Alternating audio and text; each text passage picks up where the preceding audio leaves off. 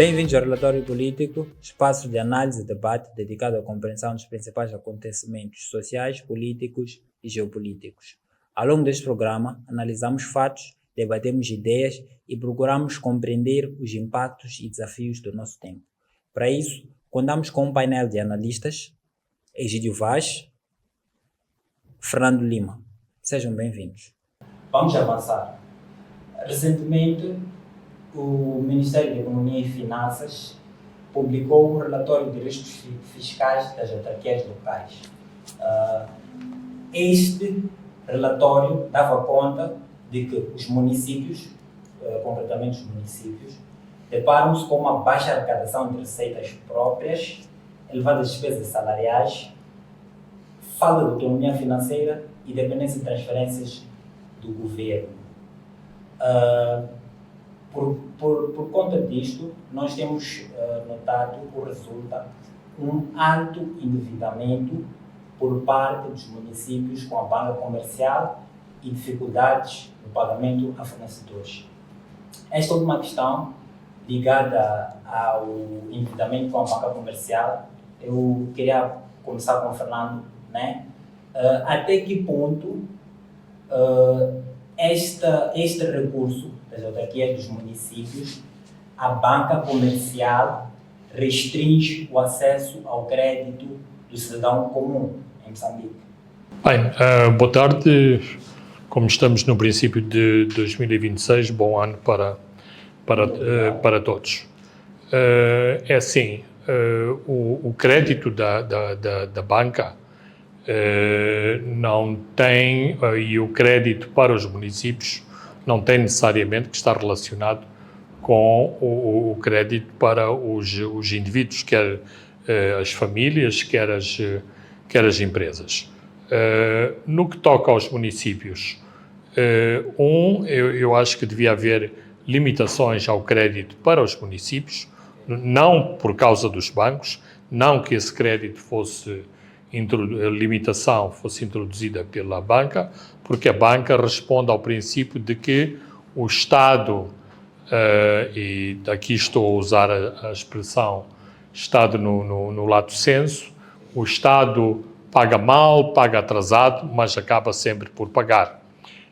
Portanto, não é mau emprestar dinheiro aos municípios, muito embora, eventualmente, pode haver problemas, por exemplo, com o Tribunal Administrativo em relação à contratação de determinados empréstimos, se poderiam ou não poderiam ser contraídos. Mas a questão de fundo, em relação às finanças municipais, é muito mais profunda e é preciso legislação séria em termos de descentralização das finanças municipais, em que tem que haver uma correlação entre a riqueza produzida num determinado território e um coeficiente de receitas alocado a esse território. Não é por acaso, por exemplo, embora os Estados Unidos sejam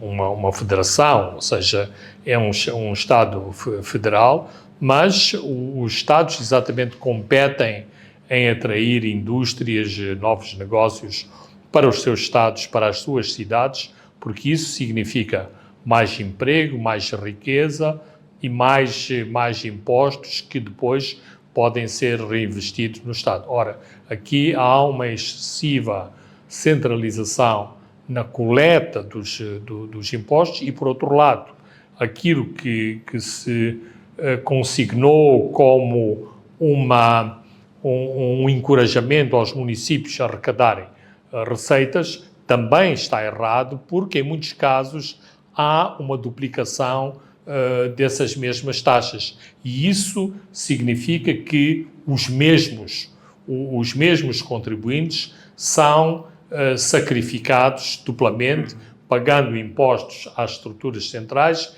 e pagando impostos às estruturas municipais.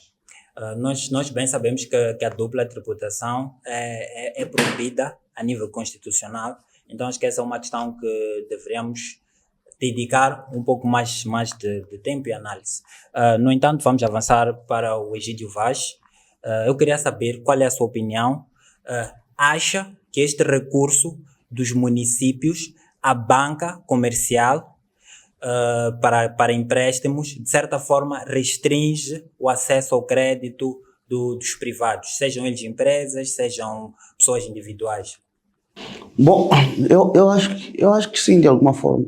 Okay. Mas também vou recuperar o conceito do Estado, no sentido lato, para incluir o próprio governo. Okay. Porque os maiores clientes, ou os credores, e digamos assim também credíveis, e no mesmo argumento do Dr. Lima, é o Estado. E o que eu consigo notar é que o Estado, com os seus empréstimos recorrentes, inclusive a venda de bilhetes de tesouro e tal, acaba sendo, por assim dizer, o melhor cliente dos bancos. E a questão é, se o Estado compete com o setor privado ou o cidadão, qual é a consequência? A consequência é que o crédito aos cidadãos ou a particulares ou mesmo às empresas privadas, no estricto senso, acaba sendo muito caro. Muito caro por quê? Porque representa o risco maior comparativamente, por exemplo, às entidades do Estado. Então é uma matemática simples da minha análise. Se for a ver as carteiras de crédito que os bancos comerciais têm para com o Estado, inclusive aqui agora no município, é relativamente maior. Mas eles preferem ficar aí, porque de uma ou outra maneira estão a esperar para aquela altura. E são, por assim dizer, a prioridade na fila quando se fala do pagamento, quando o Estado quer pagar o crédito interno e, portanto, acaba sendo assim. Então, a questão, para mim, não apenas como pessoa, mas como gestor, é onde me oferece maior segurança, eu arrisco lá. Se formos a ver a carteira de crédito a indivíduos ou a particulares ou a empresas privadas ou a empresariado local, representa o maior risco. Isso representa o maior risco decorrente da própria vulnerabilidade a que o país ou a nossa economia está exposta. Esta que seria a minha resposta curta e breve. Muito bem, muito bem. Eu creio que esta é, na minha opinião, é uma falha elementar naquilo que seria o paradigma de desenvolvimento para qualquer nação, porque nós partimos do pressuposto que para gerar-se riqueza, né, as pessoas devem poder aceder ao crédito. Sim, mas deixa só acrescentar mais um pouquinho sobre isto. É que os próprios municípios também, não são todos. Quero aqui, por exemplo, salientar de forma positiva o município de Chimoio. Okay. O município de Chimoio que, isso não estou a especular, isto mesmo decorre do apuramento que eu consegui obter junto do próprio município, que a miúde tem emprestado dinheiro a municípios, alguns municípios recém-criados na província de Manica, como por exemplo Gondola e outros. Por quê? Porque os próprios municípios, estes que eu acabei de mencionar, não conseguem por si só gerar a receita necessária. E efetivamente este relatório que o Ministério da Economia fez sobre os riscos dos municípios é muito importante. Eu julgo que tinha que ter consequências. Mas o que será que o município de Chimoio está a fazer diferente das outras autarquias? Porque nós temos algumas autarquias que têm uma dependência de até 90% das transferências do governo. Sim, mas a questão das transferências do governo atrasam também.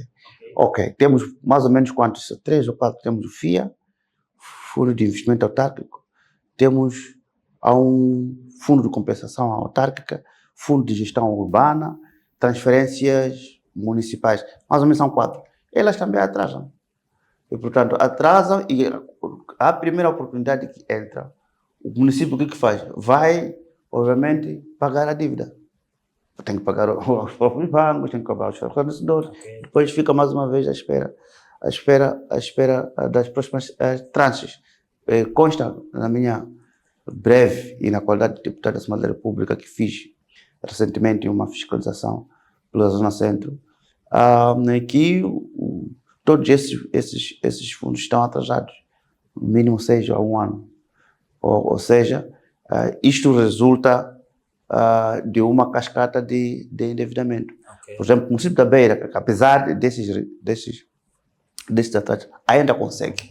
E no mesmo diapasão também consegue, por exemplo, socorrer, entre aspas, outros municípios no âmbito da ANAM. A ANAM é a Associação Nacional de Municípios. Então, eu compreendo um pouco a gestão que acontece aqui. Agora, voltando à sua questão sobre o que o município de Chimoio faz de diferente, eu julgo que o gestor aqui faz muita diferença. O gestor faz muita diferença, porque o município, eu mesmo, tivemos momentos altos e baixos. O momento áureo, era o tempo do Arthur Canana. Aqui, na altura, era ministro, era presidente do Conselho Executivo, e que pelo ar da graça, na altura, Chimoio, uma cidade limpa e tal, teve que ser transferido para aqui, para o município de Maputo, onde também perdeu depois a vida. Mas o modelo de gestão do atual presidente do município de Chimoio é simplesmente um modelo empresarial. Repara que, por exemplo, para além de caminhões que ele precisa para a recolha de lixo, ele tem uma frota de caminhões basculantes a quem ele também concorre para fornecimento, por exemplo, desses mesmos caminhões às empresas que estão envolvidas na construção e reparação de estradas ao longo da N1 e outro. Portanto, lá é uma outra fonte.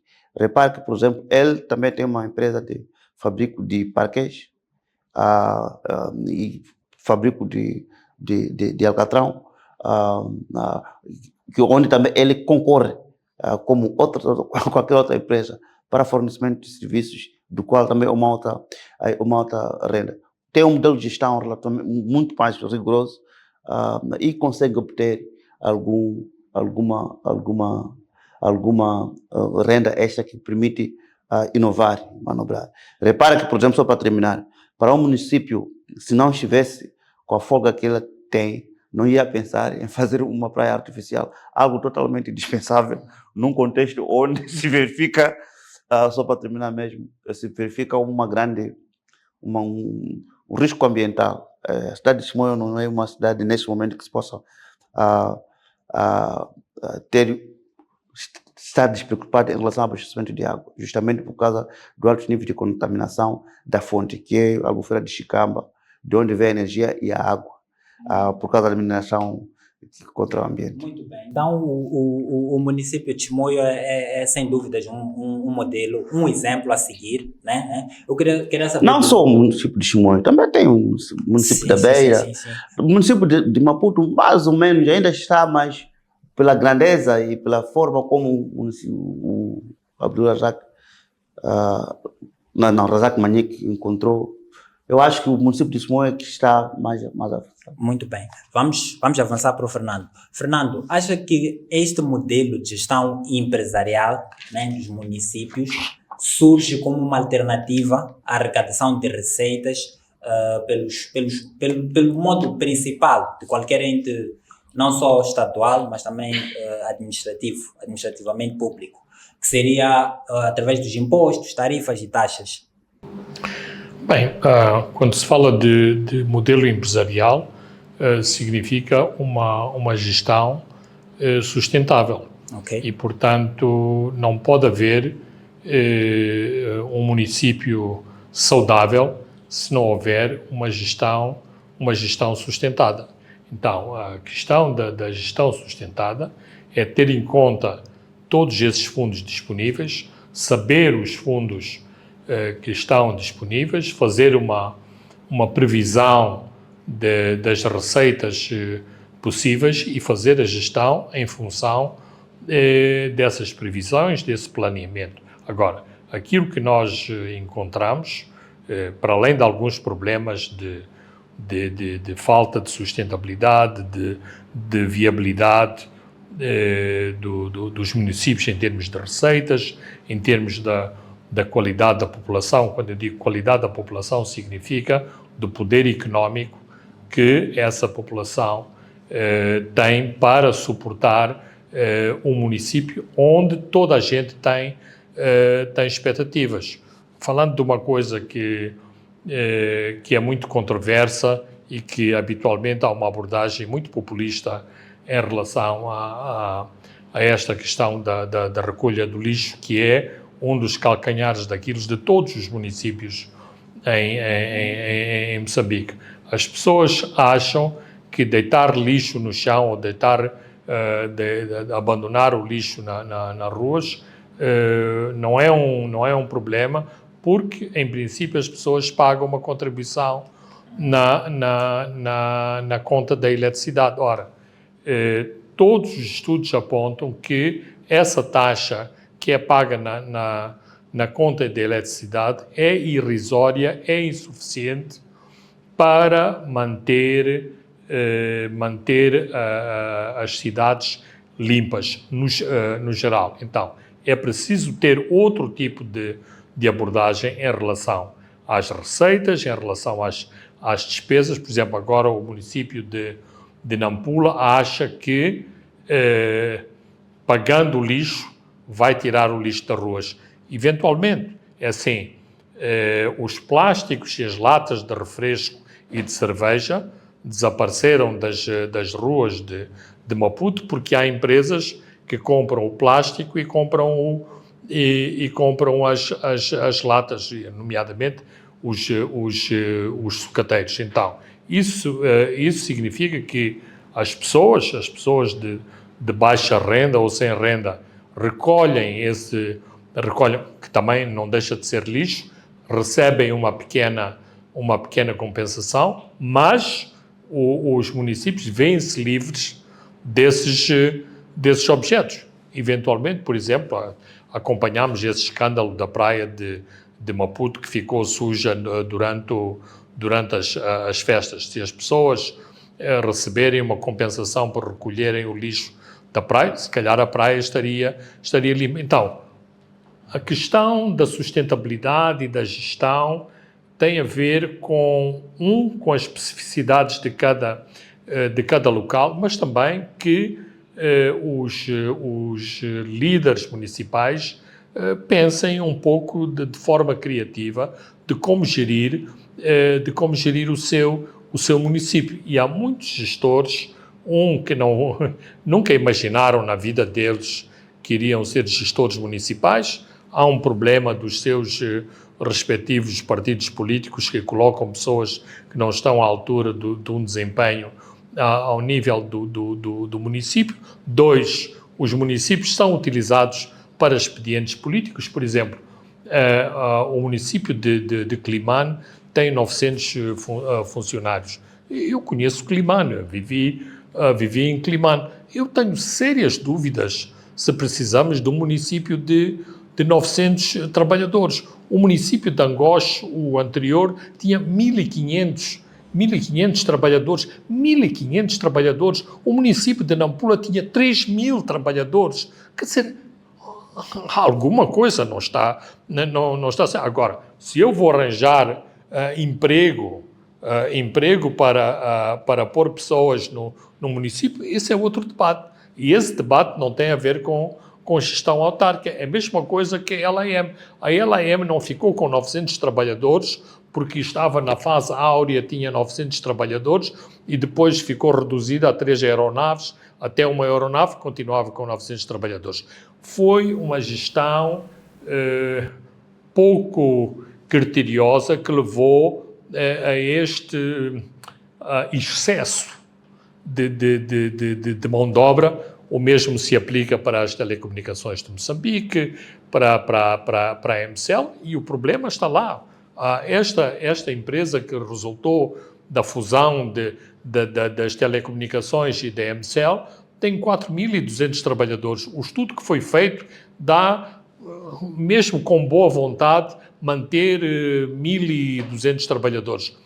Onde é que vamos arranjar dinheiro para pagar as compensações para todo este pessoal? Porque isto também são vidas, são famílias e não estamos a lidar com objetos. É preciso ter soluções para estas questões não é só a pessoa receber a carta de despedimento num dia e vai para a rua no dia seguinte. É preciso lidar com seriedade, com legalidade para essas situações. Não estou afastando do problema dos municípios, mas há um misto de muitas coisas que acontecem nos municípios. Muito bem. As elevadas despesas salariais são, segundo o relatório, um dos maiores problemas das despesas dos municípios.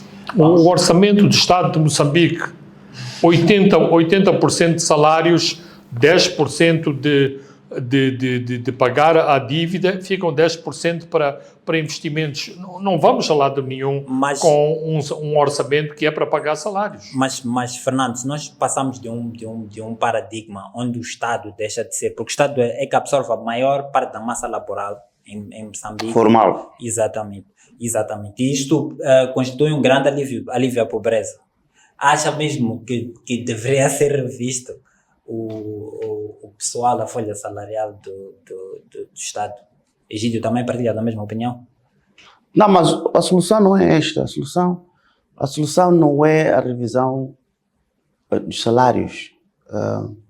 A solução, do efetivo, nesse caso. A solução, olha, o Dr. Lima afirmou muito bem, Okay. Quase 70% do orçamento é para despesas. Sim. Ok? Tem que ser um pouco mais específico aqui o orçamento. É com despesas, dos quais 15% é para salário. O que são despesas? É arrendamento, energia, água, viagens, viaturas, consumíveis, essas coisas todas. Portanto, são despesas correntes. O Estado é uma espécie de uma máquina de pagar a essas coisas. E depois temos o resto, temos mais ou menos 20% que é para o investimento, 10% ou 15% é despesas para a dívida. Atenção, o serviço de dívida não para diminuir a dívida, é para apenas manter os juros para a dívida não crescer. Okay?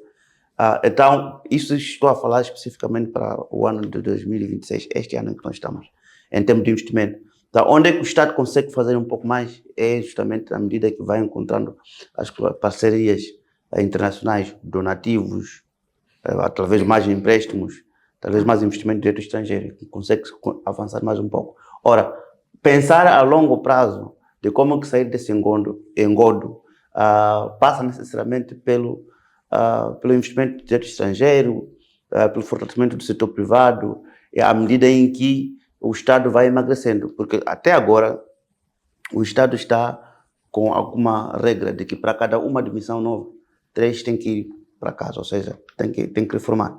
E aqui chama a atenção, de facto, o Estado, o pessoal do aparelho do Estado está a envelhecer. Mais ou menos 45%, na minha estimativa, ou mesmo 50% estão na pré-reforma.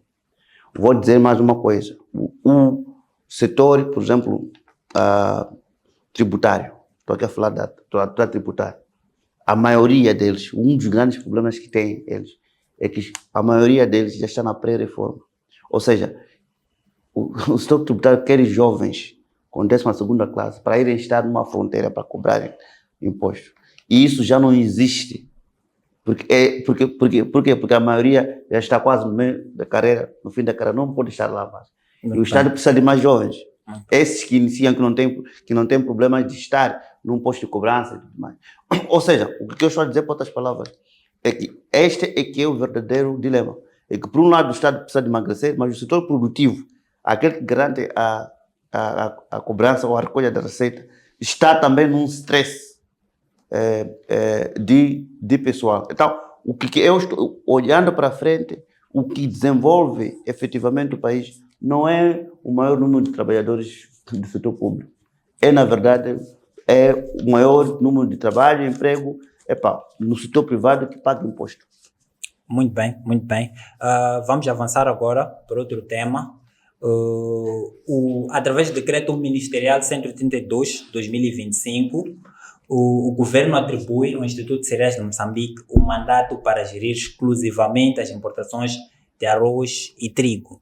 numa medida que, ao meu ver, atenta ao princípio de liberdade e livre iniciativa econômica, com a centralização por parte do governo, né, da importação de cereais e milho. Estamos num exemplo claro de intervencionismo do Estado e eu queria saber do Fernando se com esta medida, né, nós não estaríamos esperando o nascimento de um novo lobby. Bem, há vários ângulos e componentes em relação a esta medida. Eu posso compreender que o Estado e os governantes estão desesperados com a sangria que existe em relação à fuga de divisas para o exterior, tendo como base as operações de comércio externo. A colocação de divisas no exterior, quer em relação às importações, quer em relação às exportações, e isto são movimentos liberalizados há muitos anos, implicam uma sistemática transferência de divisas em cada uma dessas operações que é feita sobre o exterior. Agora, eu penso que aqui há um erro de análise de base.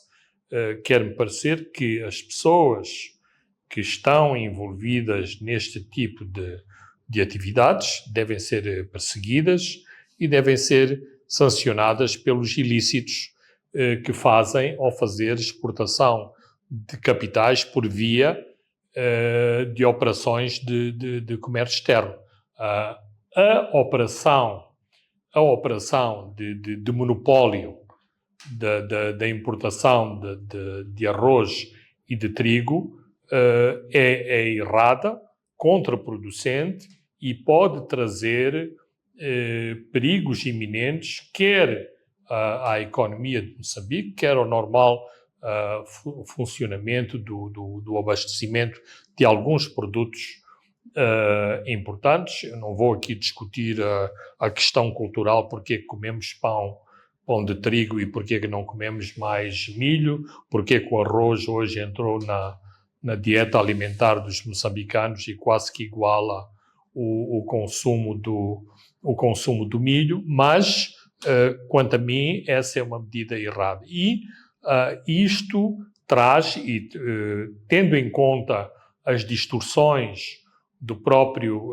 Estado moçambicano, dos apetites de determinados setores que capturam e controlam uma parte da máquina do Estado, este tipo de ações pode levar a esse maior controle do Estado para benefício de determinados lobbies. Vejamos o que aconteceu no famoso caso do feijão Boer. A questão da atribuição de cotas de exportação possibilitou a formação de lobbies que nunca estiveram envolvidas na exportação de um feijão para o exterior, mas por causa das cotas se beneficiaram de comissões que decorriam das cotas administrativas que recebiam para exportar feijão Boer. Ou seja, eu, exportador de feijão, para estar ao nível da cota ou da capacidade que eu tenho de exportação de feijão, pago uma comissão a uma pessoa que nunca esteve na comercialização agrária para exportar. O mesmo se pode passar, quer em relação, para além de se pôr em causa, da capacidade do ICM para ter o monopólio da importação do arroz e do trigo. Porque se eu tenho monopólio, posso dar a uma empresa privada. Quais são os benefícios dessa empresa privada? Quem é essa empresa privada? Que concurso fez? Que clientes ou que agentes comerciais no exterior foram contactados para assegurar o fornecimento ao Estado? Nós conhecemos essa experiência é uma experiência moçambicana do Ministério do Comércio que fazia essas importações. Foi uma boa experiência? Não, foi uma má experiência. Então, elaborarmos em erro, voltarmos ao passado e darmos o monopólio da importação desses dois produtos, percebo o alcance, percebo a frustração em relação a operações ilícitas sobre o exterior, mas não posso estar de acordo com o monopólio da importação de dois bens essenciais para o consumo dos moçambicanos. Muito bem. Egídio, eu queria saber se partilha da mesma opinião acerca do risco de corrupção e criação de lobbies.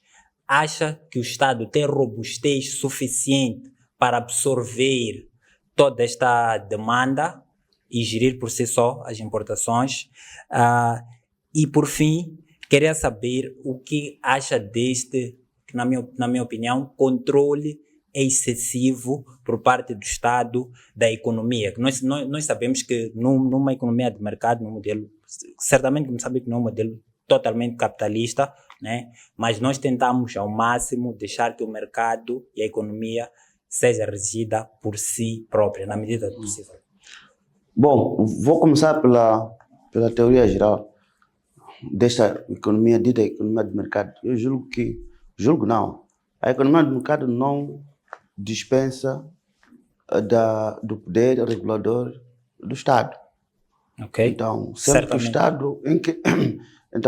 Estado olhar e ver que aqui precisa de alguma regulação, é possível e é capaz e tem esse direito de limitar, regular, avocar para si um determinado privilégio, entre outras coisas. Vou dar alguns exemplos de tais berços da economia capitalista dos Estados Unidos da América, por exemplo, com relação ao aço. Por exemplo, está uma grande luta, Estados Unidos da América na luta na competição com a China com relação aos semicondutores. Por exemplo, o Estado está lá, o Estado americano e os Estados chineses estão lá sempre a negociar. As tarifas, por exemplo, de Donald Trump, está lá a distribuir a torta e a direito. Então, isso tudo tem por objetivo ver se os Estados Unidos da América conseguem salvar-se do iminente precipício, que também não está muito longe da nossa situação, com a vantagem de ser uma grande superpotência e imprime seu dinheiro quando sempre que quer. Todavia, eu julgo que existem dois elementos, duas curiosidades que ainda não estou muito satisfeito. A primeira é que, quanto dinheiro, a comunicação do Estado tinha que ser um pouco mais, digamos assim, um pouco mais completa. Com esta medida, quanto dinheiro o Estado pensa em salvar em termos de divisa? 600 milhões. 600 milhões por mês ou por ano? Por ano. Por ano. Então, significa que isto fica para o INCM? Ou vai usar esses 700 milhões? Porque, de uma ou de outra maneira, a quantidade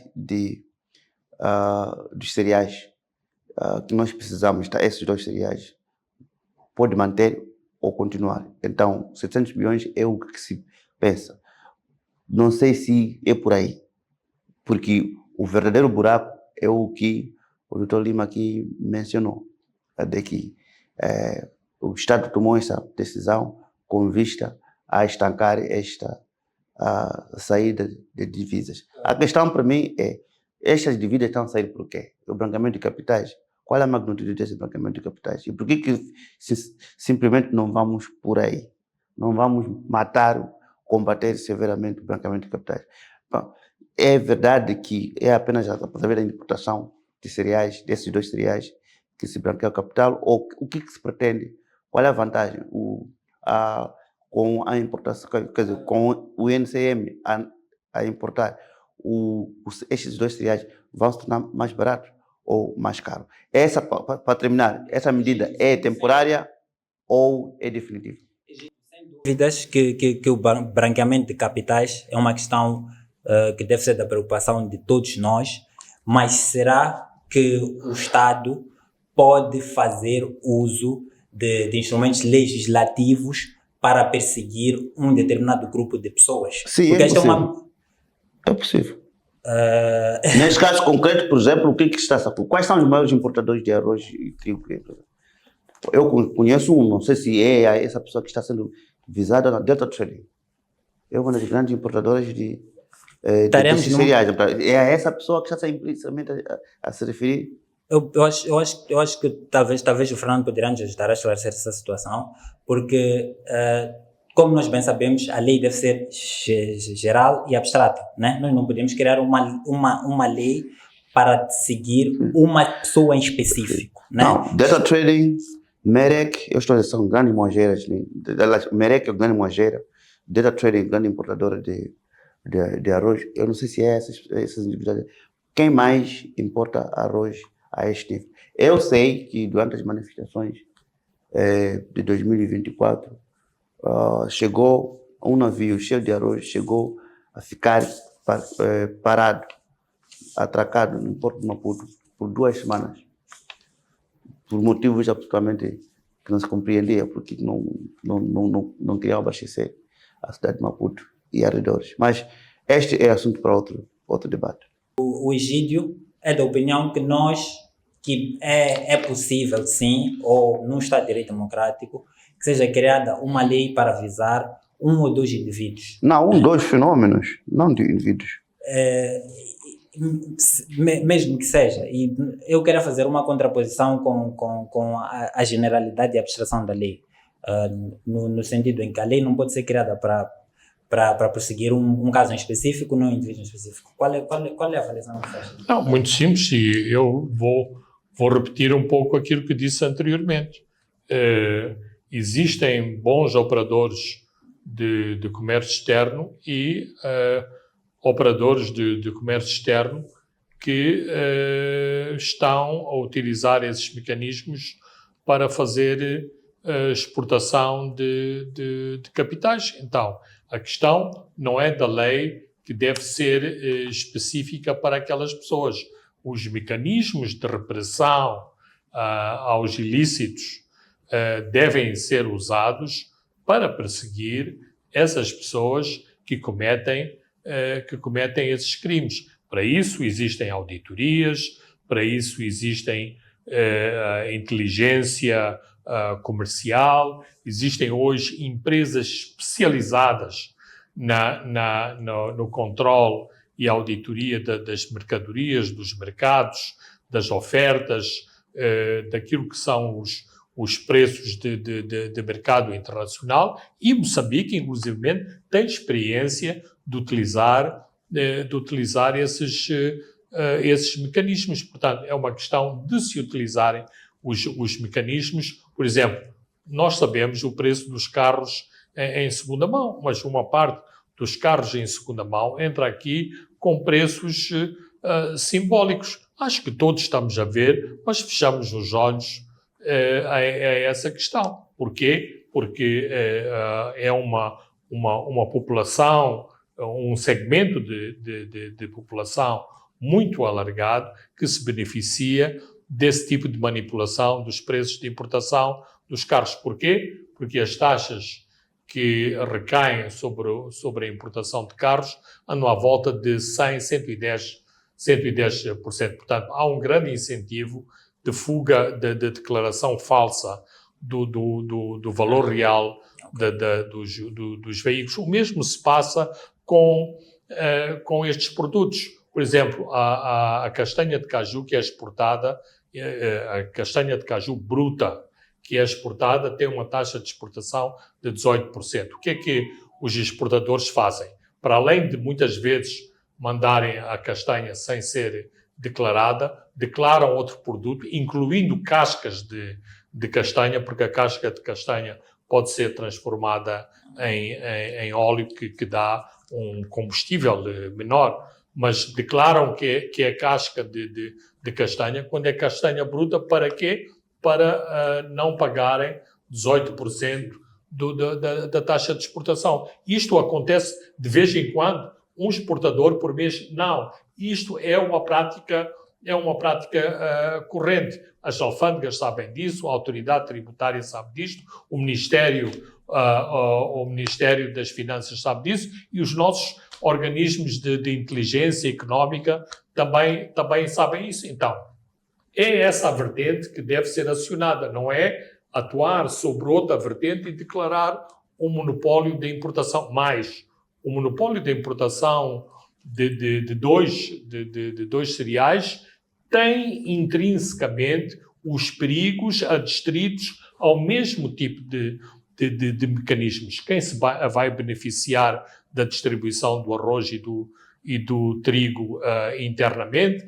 Quem se vai beneficiar dos concursos internacionais para a importação desses cereais? Porquê? Porque nós temos um Estado fraco e outra questão também não menos importante. Há uma grande desconfiança em relação ao Estado, em relação às instituições governamentais, vão ter ou não vão ter. Muitas vezes, inclusivamente, a primeira pergunta é logo, vão ter a capacidade? A LAM vai ter capacidade de comprar 2 aviões? Quer dizer, nós estamos num cisma em que o pôr em causa das instituições, das estruturas, das empresas é uma prática corrente de cada cidadão.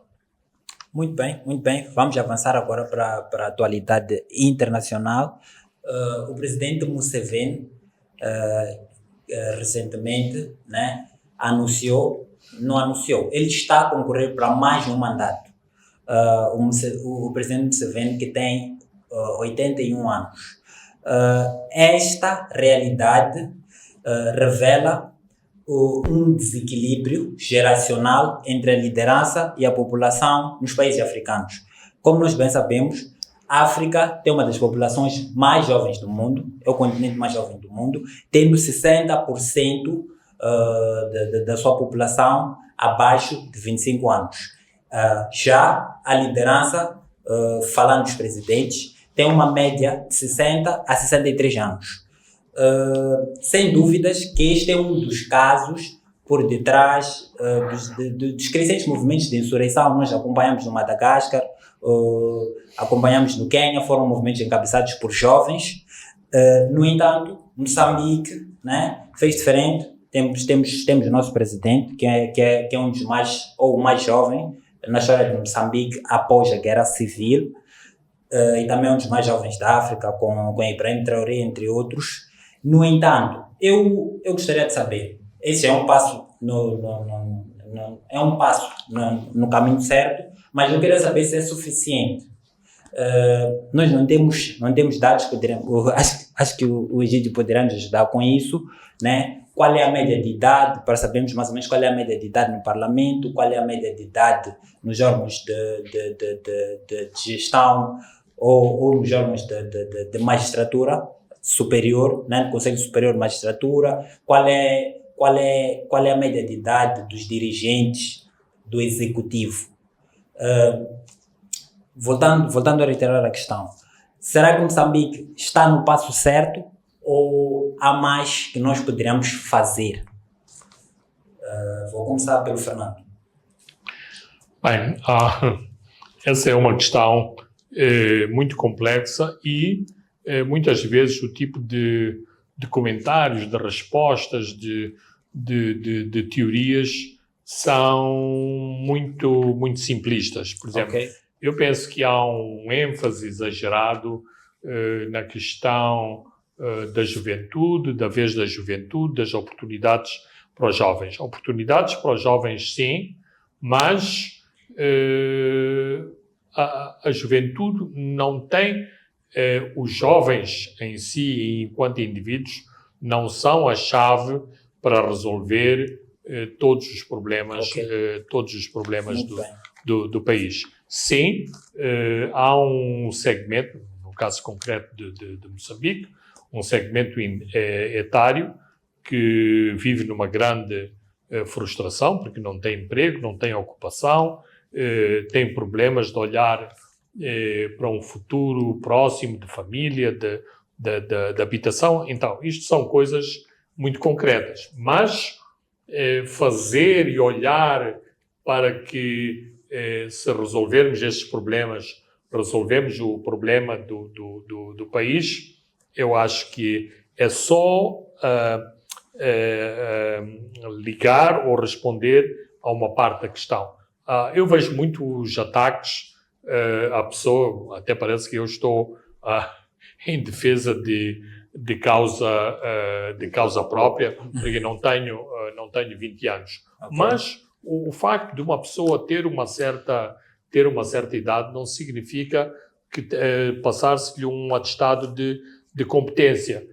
Eu sei que fica muito, em termos de anedotário, fica bem aparecerem nas redes sociais deputados com uma certa idade a dormir no Parlamento, mas isso é folclore, é anedota, não é a questão, não é a questão certa, e os problemas do país não é por causa daquelas pessoas que estão a dormir no Parlamento, e porque aqueles que estão a dormir no Parlamento deviam ser substituídos por jovens. Então, temos que ir mais, aprofundar mais as questões e ir a políticas de fundo que deem as respostas para as inquietações da juventude, nomeadamente as questões de alternância democrática, de alternância de poder, e isso não tem que ser necessariamente só a meter na equação os jovens. Há outras componentes que devem ser equacionadas. Falar de jovens não é nenhuma varinha mágica para resolver os desafios dos países e das sociedades africanas. Muito bem. Eu queria pedir imensas desculpas às pessoas que nos acompanham. O Fernando tem outros compromissos e ele vai ter de se ausentar. Muito obrigado, Fernando. O Fernando esteve muito bem aqui a referir que nós não podemos pensar, na opinião dele, que os jovens tenham as respostas para todos os problemas do país. Eu tive a oportunidade de conversar com um dos funcionários, um dos colegas do Egídio, da Assembleia da República, e ele revelou-me que o deputado Uniões Comites, apesar da sua idade, é dos mais eficientes com quem ele teve a oportunidade de trabalhar. Eu queria saber do Egídio se partilha desta opinião. Não, isso já é fofoca. É verdade que Não, eu sou... não é para falar, não é para falar Não, mas acabou de mencionar alguém aqui. Tá bem. O presidente Comício, que é presidente da comissão, Era só um exemplo. Sim. Sou parte, presidente da Comissão de Plano e Orçamento.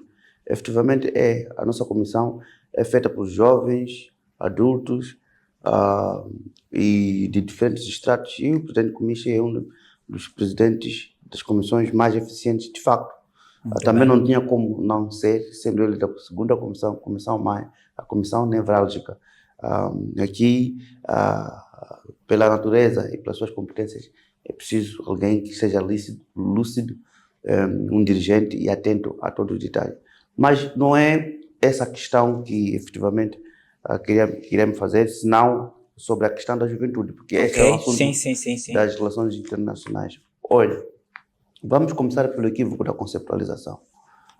E o detalhe, aliás, como costumo dizer sempre, o diabo está nos detalhes.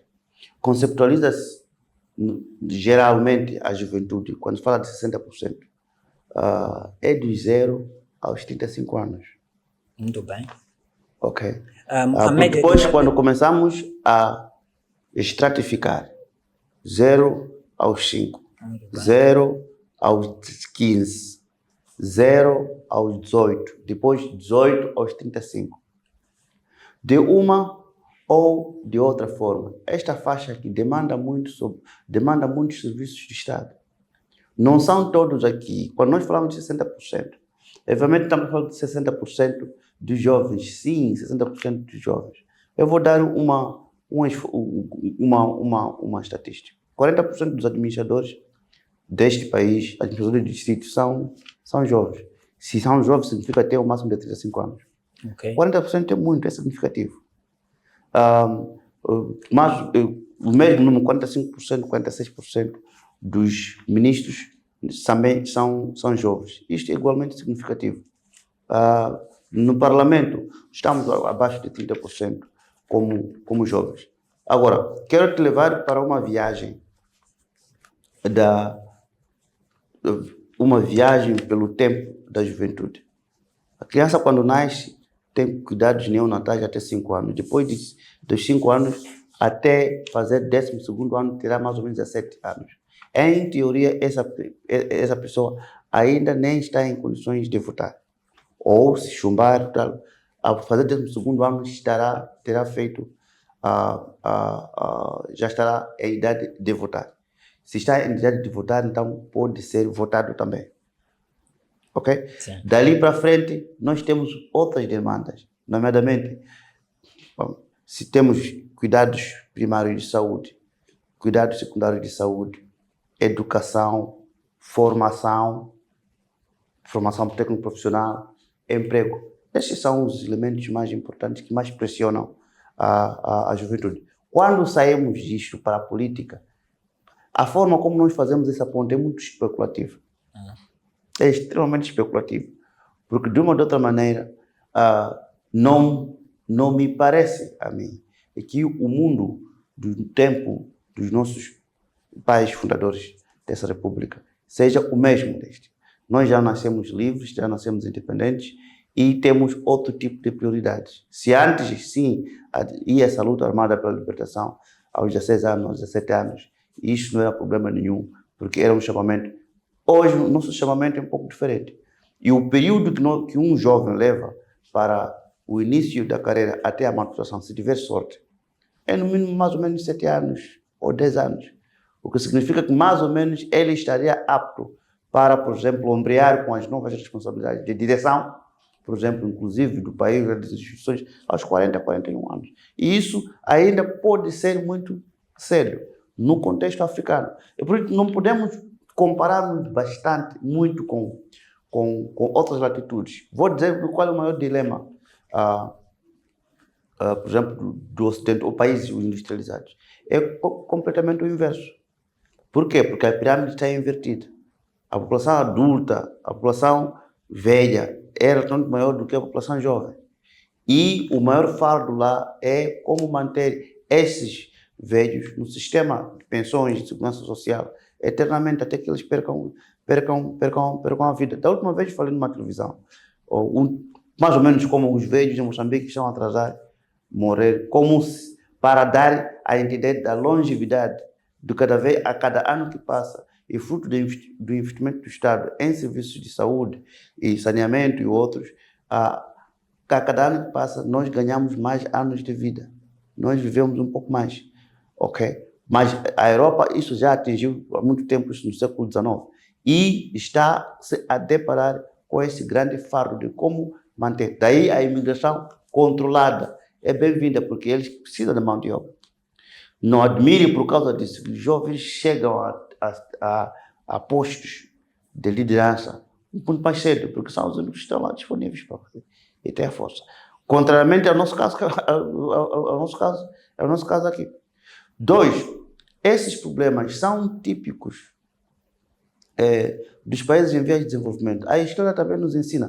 Aos 50 anos, aos 60 anos, mais ou menos, que a África está livre. Mas se nós voltarmos para o século XVIII, século XIX, os Estados Unidos de América, a Inglaterra, a França, deparava-se com os mesmos problemas, ou problemas análogos, nós estamos a enfrentar aqui, inclusive a corrupção. Até hoje. Inclusive a corrupção, a má governação, entre outros. E a Europa nem pode ser exemplo, por exemplo, da promoção da paz, porque é o continente mais sangrento na história da humanidade. É onde se travaram as batalhas mais sangrentas até agora. Então, o que quero dizer com isto? Quero dizer que a sua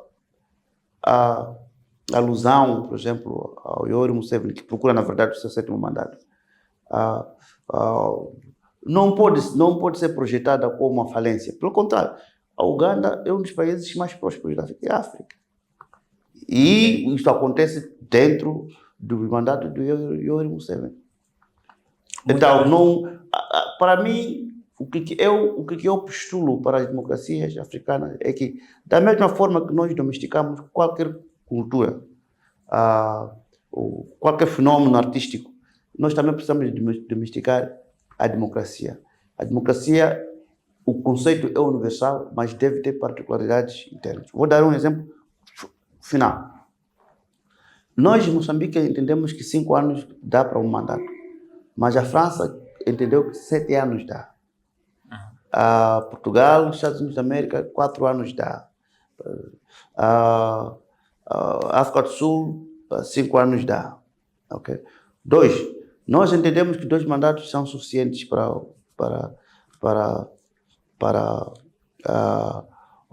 uma liderança.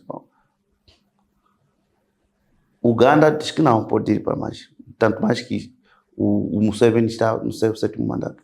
Camarões, com 7 anos, o Paul Biya ganhou de novo, desta vez, as eleições, não sei qual é o mandato, não sei se é 5º ou não. Outro dirigente que... Na Alemanha, a Merkel ficou 16 anos, fez 3 mandatos. Então, o que eu estou a dizer com isso? E já agora, o tempo em que a Angela Merkel esteve no poder foi o tempo mais próspero e mais forte da Alemanha. O que eu estou a dizer aqui é que precisamos de domesticar essa mesma democracia para refletir a nossa realidade e a nossa agenda comum. Nós, em Moçambique, vivemos essencialmente do eleitoralismo. Num geral, com 2 eleições por cada ciclo, eleições autárquicas e eleições gerais, qualquer presidente tem cumulativamente 6 anos para governar. 6 anos não é nada. Porque mesmo os correligionários internos e externos estão a fazer conta. 10 anos não custam passar. 5 anos não custa passar. Daqui a 3 anos estaremos mergulhados num outro processo eleitoral. E os processos eleitorais são muito caros. Nós temos também o exemplo, por exemplo, da China, que agora é a segunda maior superpotência. Na verdade, é a primeira superpotência, porque nós consumimos muitos livros e a propaganda ocidental dá para ser o segundo. Quais são os dados que levam o Egídio a crer que a China já ultrapassou os Estados Unidos como a maior superpotência? Bom, eu vou dar um exemplo muito simples. A China é o maior titular da dívida soberana norte-americana.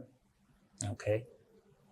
Então, eu não posso, tenho dificuldade de chamar alguém que é a maior superpotência. Pode ser, para sermos específicos, podemos afirmar que é uma superpotência militar. Mas superpotência econômica, tenho muitas dúvidas. Porque se a China começar a se desfazer do título da dívida soberana norte-americana, bom, ali o rei vai nu. Ok. Então tem que começar a perceber a partir desses elementos. E em qualquer dimensão industrial, a China está muito mais avançada. Mas em termos de produto interno bruto, os Estados Unidos continuam à frente. Bom, esta é uma forma muito, digamos, esperta de vermos a economia. Então, nós temos 1,3 bilhões de cidadãos. O PIB está lá. E o outro tem 350 milhões. Ou seja, 1/3 da outra população. Por mais que esse PIB seja maior, mas na economia real o que nós temos? É como eu tentar comparar o meu PIB com o PIB de São Tomé. São Tomé, a população de São Tomé é igual à população de São Damaso. Portanto, um distrito municipal qualquer que anda para aí. Ok. Conheço muito bem. Sim, não falo de cidade de Matola ou cidade de Maputo. É uma população de São Damaso. Então, o PIB lá é maior comparativamente aqui, mas estamos a falar de que economias? Então, eu julgo que a esse nível, o PIB tem sido uma coisa muito interessante para nós mascararmos algumas coisas, seja a nosso favor ou eventualmente a nosso desfavor. No entanto, nós notamos que a China continua a agir de forma tímida no exercício desta sua influência, né? Recentemente vimos que o presidente Donald Trump fez uma intervenção militar na Venezuela, e pouco ou nada disse acerca disso, né? Porque o presidente Maduro é um órgão de soberania e, em termos de direito internacional público, nós nos deparamos com uma situação de mesmo duas medidas para o mesmo peso.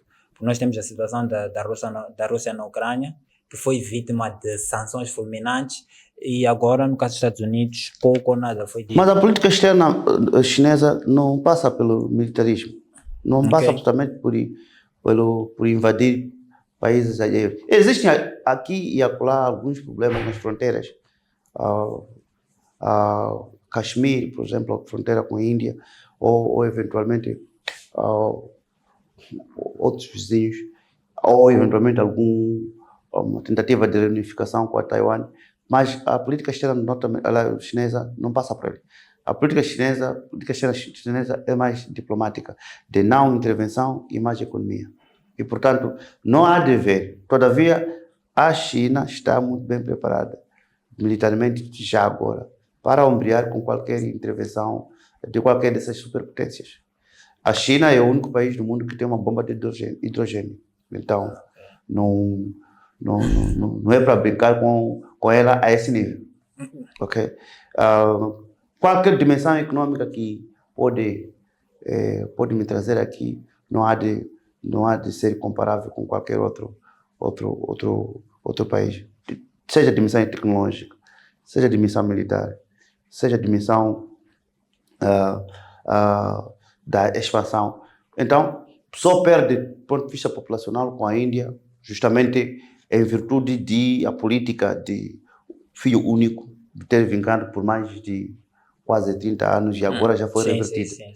Então, só por causa disso, mas a China voltará a bater a Índia, eventualmente dentro de uma geração, e dentro da nossa geração, enquanto nós vivos, justamente por terem já tirado esta limitação de filhos e, inclusive, aí está, de que o Estado chinês passará a subsidiar os pais que tiverem mais de 2 filhos. Ok. Então, percebes aqui como é que o Estado está preparado para cuidar das suas pessoas, contrariamente às outras latitudes. Muito bem. Eu também, particularmente, sou mais a favor do soft power, né? Eu acho que é uma forma mais efetiva, menos sangrenta, né, de lidar com as questões. Vamos avançar para a nossa última questão.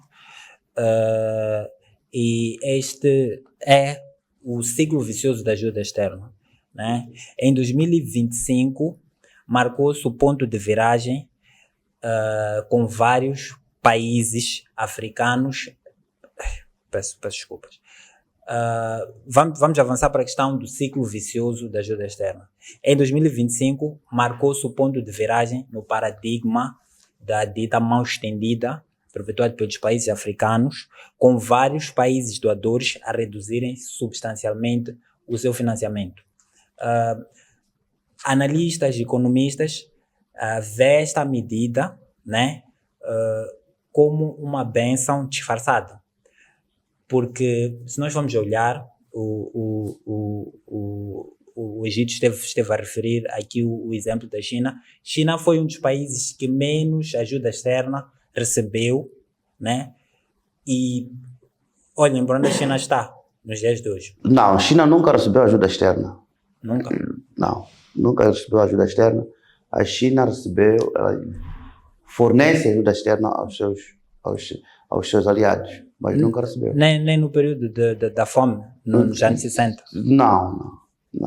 A China de Mao Zedong estabelece-se em 1949. Ok.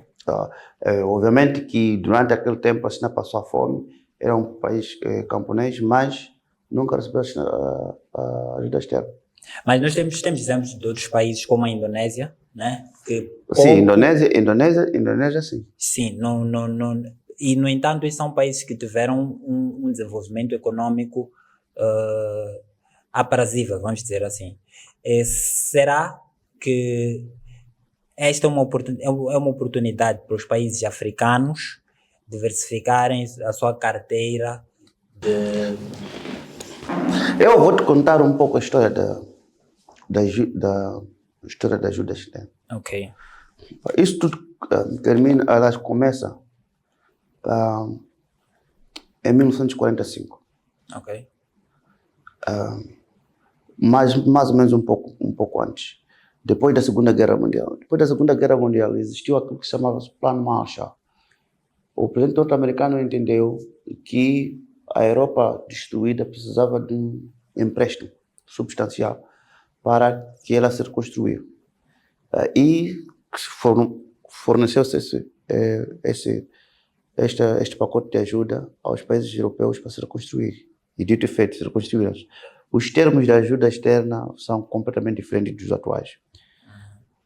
Mas depois surge o chamado, já em Bretton Woods, Estados Unidos da América, duas entidades, o IMF, chamado Banco Internacional de Reconstrução e Desenvolvimento, BERD, e o Fundo Monetário Internacional, cujo objetivo também era ajudar a Europa, mas também o mundo, no processo de desenvolvimento. O Banco Mundial, fortemente influenciado pelos Estados Unidos da América, é por isso que até agora, muito raramente, não vai ter nenhum presidente do Grupo Banco Mundial que não seja norte-americano, enquanto que o FMI fortemente influenciado pela Europa. É por isso que também muito raramente vai encontrar um diretor-geral do FMI que não seja europeu. É um pacto de elite. É por ali. Então, essas instituições também encontram uma situação ao longo do seu desenvolvimento, 15 anos depois, década de 60, de descolonização. Ok? Porque, de novo, vou repetir, até 1945, para além da Etiópia, toda a África estava colonizada. A partir dos anos 1950, os países africanos começam a se descolonizar. E aqui eles começam a se estabelecer como estados. Ora, no processo de descolonização, o que tu tens? Para além da euforia de declaração de independência, mas tem coisas concretas. As colônias estão a deixar o quê? Estão a deixar ativos, estão a deixar também passivos. Este país foi herdado, foi conquistado, não com dívida zero, não. Nós tínhamos dívidas. Por exemplo, a grande Caurabás foi um consórcio e que, para ser nosso, nós tínhamos que fazer um serviço de dívida, cuja reversão só aconteceu no tempo do presidente Kibuza. Exato. Por exemplo, tanto outros ativos. Então, começamos, herdamos as nossas independências num contexto já endividado. 2, estas independências foram independências políticas que, ao mesmo tempo, que imediatamente se viraram como independências incompletas, devido à institucionalização de 2 fenômenos. O primeiro, o neocolonialismo, o segundo, a Guerra Fria. Ou seja, os países com que Moçambique lidou durante a luta armada influenciaram fortemente sobre o seu curso nos seus primeiros anos. Adotamos o socialismo, justamente por causa disso, China, o URSS e todos os outros países soviéticos, inclusive a Argélia, eram da esquerda, eram socialistas. Então nós também fomos pela onda. Aliás, filosoficamente não fazia muito sentido, porque nós estávamos a combater o capitalismo. Então não fazia sentido abraçar o mesmo sistema que nos oprimia. Na altura o pensamento era este. E destas lutas hegemônicas, surgiram guerras, surgiram golpes, contra-golpes, entre outras formas de manipulação externa, a que nós também não tínhamos como fugir. A dívida ia crescendo. As manipulações neocoloniais, as manifestações neocoloniais iam crescendo. O país que se ia desenvolver, e nós víamos na contingência de alinhar ou num bloco ou noutro bloco. Isso leva-nos até mais ou menos 1989, a altura da queda do muro de Berlim, 1991 por ali, 1992 desintegração da URSS, não, 1991 desintegração da URSS totalmente. E entra uma nova cartilha, o chamado Consenso de Washington, De novo, o Consenso de Washington é um documento escrito já no limiar de 1990, 1991 e 2 por ali, em que tinha uns princípios sobre como que a economia devia se organizar, a economia global. Economia, e por isso chamamos o capitalismo neoliberal, o capitalismo que respeita os direitos fundamentais e toda aquela panóplia. Onde é que estamos em 1939? Nós estamos no auge da guerra de destruição. E a maior dívida externa que o país até agora está a pagar foi para a compra de equipamento. Daquele momento. Não é essa outra coisa, não. E essa é a característica de quase todos os países da região, com exceção da África do Sul, que estava lá é o colonialismo interno, né? O apartheid. Então, o que eu estou a dizer aqui é sobre, primeiro, a emergência da dívida. Mas então, o segundo, como é que a dada altura parece que a ajuda externa era a forma mais sustentável, mais simples, mais rápida de sair da pobreza. Por quê? Justamente porque depois da queda do Muro de Berlim, surgiu uma outra deriva ideológica. Que, olha, agora que é o fim da história na concepção de Francis Fukuyama, as mesmas potências econômicas queriam ou precisavam de competir pela sua esfera de influência, à luz da cartilha de Consenso de Washington. É por isso que Moçambique, por exemplo, recebe um grande influxo de ajuda externa desde 1997, 98, 99, 2000, 2004, 2000, até mais ou menos 2010, 11. Por quê? A esfera de influência. Os mesmos ocidentais que antes vieram sob forma de colonialismo, de exploração e tráfico de escravos, voltam agora para esferas de influência. Vou dar alguns exemplos. Aqui tinha os países ocidentais que diziam, ok, eu sou Dinamarca. Um exemplo concreto é, eu vou entrar no setor da justiça. Só vou apoiar o setor da justiça. Por exemplo, entre uma das coisas, o Centro de Formação Jurídica e Judiciária, por exemplo, da Matola, beneficiou muito da ajuda da Danida. Então, Noruega, energia. Noruega, Finlândia, tá, os suecos que sempre foram nossos amigos, educação estiveram lá, educação de ensino superior e os outros. Americanos, nem muito lá, um pouco por todo o sítio, mas investiram muito no sistema de saúde. Realmente. Okay. Portugal estava em tudo, mas sempre gostava de ser o titular de Moçambique na dimensão internacional. A porta da entrada de Moçambique para a arena internacional tinha que ser pelos corredores portugueses. Reino Unido, nem muito, mas sempre colocava seu pé aqui, mas para negócios. Área energética, por exemplo. Eu estou a falar coisas, não são exemplos teóricos, é assim como se retalhava as esferas de influência dessas potências internacionais, países industrializados no nosso governo. E eles tinham uma matriz, recorda-se do chamado o G20, o grupo dos 20 países ocidentais que apoiavam diretamente o Orçamento Geral do Estado. Estiveram recentemente na África do Sul. Não sei? Estiveram recentemente na África do Sul, o G20. Não é esse G20, é o G20 que é o grupo de países ocidentais com representação diplomática em Moçambique que apoiavam diretamente o Orçamento do Estado. Ok. Então, mas esse G20 tinha um chamado matriz de desempenho. Então, era contra essa matriz de desempenho que o governo moçambicano tinha garantias de mais de 50%, até chegou a ser 54% do seu orçamento. Ok? Então, nós queremos reforma tributária. Mas isso não seria uma ingerência em assuntos internos? Mas é isso mesmo. Reforma tributária. Chegou aqui a chamada Crown Agency, que veio fazer uma reforma no sistema das alfândegas. Ficou 2 ou 3 anos depois de desaparecer. Depois foi embora. Mas queremos leis aqui. Queremos aqui o sistema de saúde. Queremos aqui o sistema de educação. Vamos aderir aos Objetivos de Desenvolvimento do Milênio. Temos dinheiro. Vamos aderir à escolaridade obrigatória. Temos dinheiro para imprimir o livro. E durante muito tempo vivemos nessa dependência. Já a partir de 2010, as prioridades começam a mudar. Deles próprios do Ocidente. O acesso ao dinheiro, esse fácil, passou a ser mediante atos tangíveis. E começaram a sair um por um, os doadores. Os suecos saíram recentemente, agora.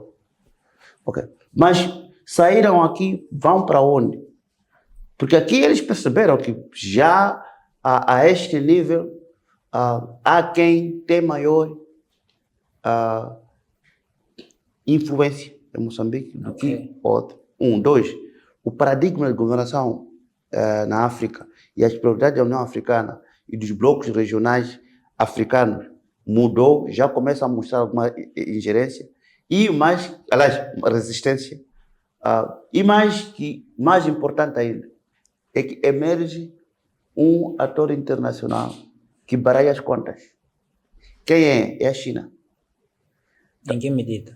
Baralha as contas da China na medida em que a China, primeiro, a cooperação da China é puramente ao nível do negócio de investimento. Okay. Ao não se interferir na política, os regimes africanos, os governos africanos começam a ver a China como um parceiro um pouco mais credível que abre espaço para alguma iniciativa local. Okay. Há uma iniciativa do governo, e alguns países como Uganda sobrevivem à pressão internacional, dita internacional ocidental, na base desse tipo de cooperação. Então, China vê como um contrapeso às exigências políticas ou à transformação da África para se assemelhar aos modelos ocidentais. Ele entra e estabelece-se como um parceiro credível. E ao nível da esfera de influências, começa a haver já as divergências. É a partir dali que a Europa vai saindo pouco a pouco. E vão estabelecendo e vão adotando, digamos assim, algum tipo de modelos de negociação e cooperação bilateral. Bom, quer isso, vai dar isso. Quer isso, vai dar isso. Mas muito antes disso, durante esse momento, dessa tal ajuda que está a dizer, mas era também uma chamada ajuda que vinha com strings attached. Em inglês isso significa vinha com algumas... É uma ajuda atada. Okay. Com pré-condições, exatamente. Então eu vou dar dinheiro para comprar carros, eu sou alemão, estão aí Mercedes-Benz. Eu vou dar dinheiro para eventualmente investir na repressão da Albufeira de Caurabassa, eu sou finlandês, trabalho com nossas empresas finlandesas. Essa é uma das maiores críticas, por exemplo, às instituições de Bretton Woods, né? Porque eles serviram para aquilo que é a proliferação do modelo capitalista. Sim. Então, este problema, e depois tinham outros problemas, como, por exemplo, o governo de Moçambique, por exemplo, ou do africano, era uma espécie de um retalho. Tinhas um ministério, por exemplo, de Indústria e Comércio, que só trabalhava como parceiro, quer dizer, parecia aquele ministério um departamento, talvez, de Dinamarca, porque estavam lá os cooperantes e prestava sempre informação ao Presidente da República, ao Conselho de Ministros, mas era com Dinamarca, quer dizer, o Ministério da Educação, por exemplo, assemelhava-se muito mais, não sei, à Suécia. Então, esse tipo de influências viciou um pouco. Viciou porque a abundância, a disponibilidade de dinheiro estava lá. 54% do orçamento, havia relativamente um pouco de esforço. Ou só precisava apenas de mais 46% para fechar o orçamento. Não admira que esses momentos foram bons. Havia 13º mês. O país chegou a desenvolver a 2 dígitos, mas era um desenvolvimento fictício, porque tinhas a maior parte do orçamento que caía assim, de forma menos custosa. As coisas viram em 2015, provavelmente um pouco antes. quando já os parceiros esses começam a fugir. E, por exemplo, sob a visão pragmática do presidente Guebuza, virou-se também à China e buscou investimentos para a infraestrutura daqui. E quando a África e os países africanos individualmente começam a apresentar uma arquitetura alternativa ao desenvolvimento da África. Então, eles saem para outro sítio, voltam para a Europa, fortalecendo seus próprios sistemas de defesa, sistemas de segurança, apoiam as missões para o no Médio Oriente, na África do Norte, entre outros. Portanto, não saíram definitivamente daqui. Não saíram definitivamente daqui porque percebeu-se que o pós-Guerra Fria e o pós-derrocada da União Soviética e a emergência de uma nova percepção africana, do renascimento africano e as novas prioridades africanas, e principalmente o que foi determinante é a emergência da China como parceiro africano. Eles saem. Eles saem, mas ficam ao redor.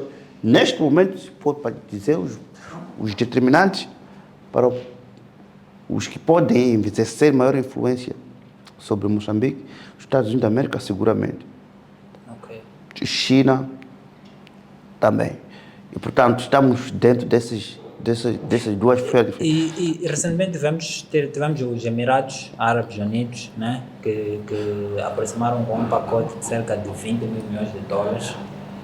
Mas este é um esforço muito louvável, iniciado pelo presidente Nyusi e continuado pelo presidente Chapo, de diversificar os investimentos, que é para não estarmos dependentes ou não de novo cairmos na cilada de dependência do único parceiro econômico.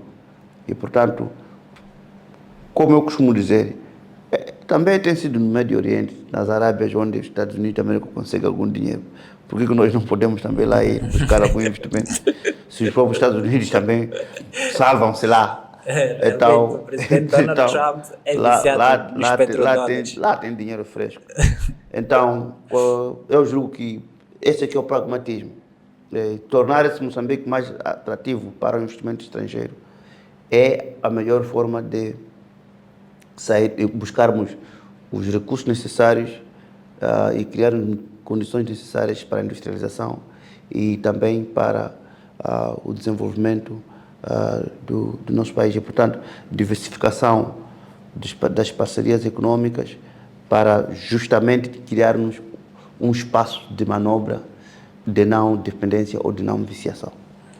Muito bem. E atualmente, a que nível, né, percentual Moçambique consegue satisfazer as despesas do orçamento com fundos próprios? É 100%. Então, é 100%. Nós podemos afirmar com segurança que Moçambique não depende... Desde 2016. Ok. Yeah. Este vai ser o 10º ano. Se calhar até devíamos fazermos uma comemoração do 10º ano de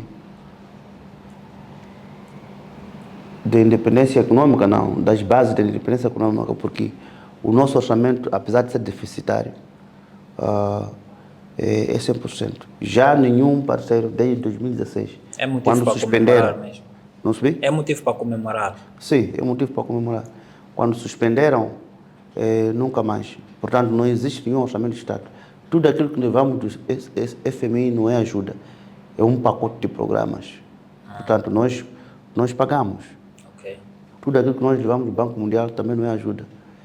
Agora, existe, entre outros, essas instituições, dependendo do nosso desempenho ou eventualmente das catástrofes, como quando aconteceu o Covid, recebemos algum donativo do FMI, por exemplo, ou o Banco Mundial também. Temos uma boa carteira de crédito, mas também eles, uma vez a outra, dão um donativo. Então, donativos, empréstimos e receitas próprias são as três fontes do orçamento Isso nos e leva, empréstimo de crédito. isso nos leva à próxima questão, que é a questão da dívida. Eu posso estar um pouco longe por um ano, né? Ou um ano, mas Moçambique é um dos países de África que tem o rácio de dívida e PIB mais críticos. Sim, mas os Estados Unidos também que está ao mesmo nível de Moçambique. Não há nenhum país que está bom aqui neste país. Inclusive, Botsuana, o Pula está a derrapar. Não conheço nenhum este ano não há nenhum país que vai crescer acima de 5%. Seja ele grande, seja ele pequeno. A questão da dívida é uma questão, sim. Zâmbia já esteve no fundo do poço, mas já está a conseguir sair, a pouco e pouco. Aqui na região, o pior país era Zâmbia ou era mesmo Zimbábue. Ou Zâmbia e Zimbábue. Moçambique não está lá tanto. E o que me agrada de Moçambique é que já tem um plano para ir reduzindo essa dívida e torná-la a nível sustentável nos próximos 2 anos. Então não é algo sim para se preocupar, no sentido de questionarmos como é que nós chegamos até este ponto. E a resposta é muito simples. Nós vivemos quase virtualmente numa economia de guerra. Não é fácil sustentar o terrorismo nos termos como nós o conseguimos. Já vai 7 anos, sim. Os negativistas gostam de dizer que pronto, o terrorismo não acabou, como se fosse uma partida de futebol. Aqueles senhores, o seu objetivo era para transformar este Moçambique num califado. Mas há 7 anos não conseguiram ir para além das zonas que eles conseguiram até bem pouco tempo ocupar. Eu posso dizer aqui onde é que eles devem estar. Na Marúcia, Mbau, algumas partes de Nangade, lá na fronteira com Tanzânia, do distrito de Palma, na Moto. É por ali onde eles estão. Ou seja, ainda continuam nas zonas recolhidas, apesar de provocarem distúrbios. Recentemente foram queimar casas em Memba, mas não vive ninguém, aliás, não há terroristas em Memba. É um ponto de recrutamento, sim, mas eles não vivem lá. Ou seja, de uma ou de outra maneira, não posso com esta declaração, me entender que estou feliz. Não. Em teoria, o país devia estar livre desses energúmenos. Mas este terrorismo, como fenômeno internacional, precisa de esforços conjugados. Não quero me comparar com o pior, mas também dá para dar um exemplo que o Boko Haram está há mais de 20 anos na Nigéria. Nigéria é uma grande potência militar e econômica. Mas Nigéria sem querer defender, né? Nigéria é um país que tem uma questão geopolítica, étnica muito complicada. E nós não somos? Nós não somos tão bons assim. Muita gente gosta de dizer que nós somos pacíficos. Nós não somos pacíficos. Hoje, os nossos 50 anos de independência, quantos anos tivemos em paz verdadeira e quantos anos nós tivemos em paz armada? Mas nós olhamos, por exemplo, para a questão da Nigéria. Eles têm, até hoje, um sério risco de sucessão da região do Ibo, né? com a República, a dita autoproclamada República da Biafra, né? Eles pretendem tornar-se Sim, mas não tem nada a ver isso com Boko Haram. As clivagens entre a tendência secessionista do Ibo para a Biafra, isto já vem desde a década de 60, mas também temos em Angola a Cabinda, que também temos mais ou menos esse problema, com a FLAC. Também temos o enclave de Cabinda. Ok. Nós temos aqui mesmo na África do Sul, temos uma pequena vila ou cidade estranha, mas chama-se Orânia. Conheço. Então, essas tendências secessionistas existem um pouco por todo lado, mas a questão para mim é ver como o Estado consegue se sustentar, manter, mesmo nos distritos onde se sabe que passam por aqui ou moram em uma outra localidade, os terroristas, aí estão em funções. Então, a economia de guerra não é uma coisa fácil. É uma coisa muito complicada. Os 2 anos de Covid também foi um outro problema que tornou difícil essa nossa vida. E fomos acumulando as dívidas. A questão dos desastres climáticos também, agora nos Os encontramos desastres climáticos, sim, os desastres climáticos de uma ou de outra maneira sempre nos arreda o pé e o passo. Mas julgo eu que se não tivéssemos Covid 2 anos, se nós não tivéssemos o terrorismo e se nós não tivéssemos estas manifestações de 2024, eu julgo que nós estaríamos já a um outro passo. Eventualmente poderíamos já voltar a crescer aos níveis de 7% ano. Porque para nós, um dos indicadores do desenvolvimento dos países em vias de desenvolvimento, e para saber que esses senhores conseguem manter a sua dívida, também a dívida oculta. Dívidas ocultas também nos tiraram muita paz. Por quê? Eu vou explicar daqui a nada. Mas eu dizia, para um país se considerar estável e consiga gerir a sua dívida de forma sustentável, precisa de crescer a 7% ano. 7, 8 anos, ou 8% ano. A dívida oculta, o que aconteceu? A dívida oculta tornou um país nosso de maior risco. E nós não é. Então, a interrupção dos programas do FMI, a saída lançou um sinal muito claro, muito negativo para o país a nível internacional. E normalmente quando é assim, os países. Por que a FMI é um feiticeiro preferível? Porque para os países em vias de desenvolvimento, para poderem aceder aos mercados internacionais, créditos, não necessariamente bonificados, mas créditos em termos favoráveis, precisa sempre de uma carta de abono ou carta de conforto do FMI. Ok. Então, o FMI para nós é um feiticeiro preferível, não necessariamente pelo dinheiro, não, mas por aquilo que nos representa em praças internacionais. Então, pense Covid, pense 2 anos, pense em todo esse período até 2024, até 2023 mais ou menos, onde o programa do FMI não tinha recomeçado. Então, a que custo nós íamos buscar o dinheiro fora? A alto custo. Mas é muito, vamos dizer, estranho que essa toda a situação de terrorismo em Cabo Delgado, das dívidas ocultas, tenha se desencadeado num momento em que Moçambique estava a transitar para uma maior industrialização, um maior crescimento econômico. Bom, do ponto de vista, se quisermos especular, podemos dizer que é estranho, mas isso acontece. A Covid também é porque viram Moçambique que estava a industrializar-se? Eu acho que não. A questão do terrorismo foi um processo gradual e que, na altura, achava-se que era um problema religioso, meramente.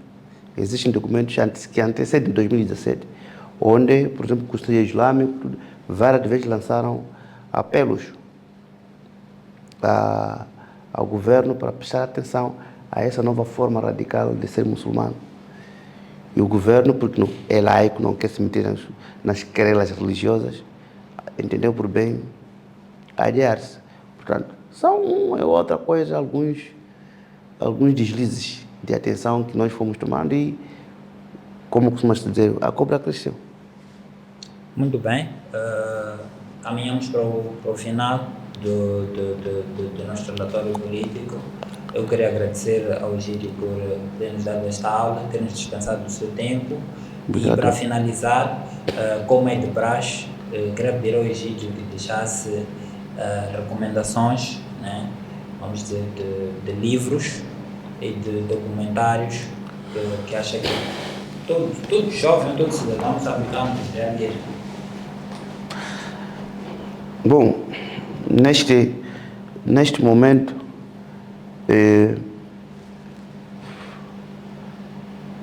eu estou a ler mais sobre as relações internacionais. Por um lado, o documentário não sou muito bom a ler documentário, mas seria bom ler o Fareed Zakaria, Post-American World. É um livro de um americano é jornalista, mas também é cientista político, jornalista da CNN. Post-American World, o mundo pós-americano, está disponível no Amazon. Inclusive está também disponível em formato de e-book, e consorte, com alguma paciência, pode baixar o PDF gratuitamente. Há um outro livro só para contrabalançar isto, porque é um livro, este livro de Post-American World, do Fareed Zakaria, tem o condão de fazer muita apologia à grandeza americana, mas também a reconhecer a emergência das outras potências. Mas também vejam o livro do Xi Jinping, Governação na China. Também é um livro que está disponível online. É uma história do presidente chinês, mas também algum coletânea dos seus discursos. Vai perceber também que estudar a China oferece uma perspectiva totalmente diferente, um quadro lógico totalmente diferente do ocidental. E isso é bom para nós, como países do terceiro mundo, em via de desenvolvimento, porque precisamos de beber dos outros, aprendermos dos outros e percebermos de como que se fez, como que aquilo fez, como que nós podemos conciliar, como que essas potências coabitam entre si e qual é o nosso espaço de manobra. Isto é muitíssimo bom. Mas depois, eu não tenho necessariamente um documentário. Eu tenho um programa que vejo. É o programa de uma estação televisiva indiana, de análise das relações internacionais, chamada First Post. Estou familiarizado. Está familiarizado com isso? Sim, sim. Com a Palki Sharma. A pivô é uma mulher. É uma mulher. Sim, sim. Julgo que vale a pena ouvir. Muito bem. Exídio Vaz deixou aqui ficar as suas recomendações de livros e documentários muito ecléticas, diga-se de partida, e versáteis. Continue a nos acompanhar para mais análises como estas, subscrevendo ao nosso canal, deixando o like e partilhando.